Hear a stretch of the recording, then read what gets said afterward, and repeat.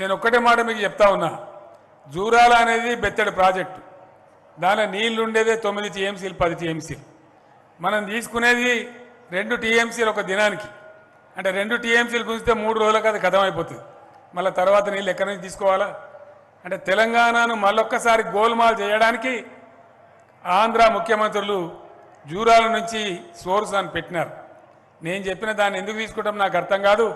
శ్రీశైలం మన అయ్యే జాగీరా, దాని మన పైసలు ఇవ్వా, బాజాప్తా శ్రీశైలం నుంచే తీసుకోవాలని చెప్పి నేను అధికారులందరికీ చెప్పి పాలమూరు ఎత్తిపోతల పథకం యొక్క సోర్సును జూరాల నుంచి శ్రీశైలంకు మార్చినాం. ఇప్పుడు కూడా ఏ దద్దమ్మ సన్నాసులు ఉన్నారో వాళ్ళు ఇప్పుడు కూడా మాట్లాడుతున్న వాళ్ళకి ఎంత తెలివి తక్కువ ఉన్నదో నాకు అర్థం కాదు. ఈ జిల్లాలో ఎట్లా పుట్టినరో కూడా నాకు అర్థం కాదు.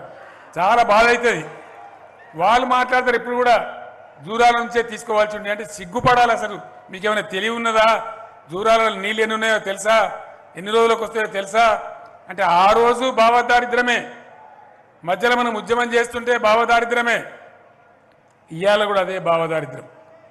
ఒక్క మాట గుండె మీద చేసుకొని దయచేసి ప్రతి ఒక్కరు ఆలోచన చేయాలి. నేను చెప్పే మాట చాలా గంభీరమైన మాట.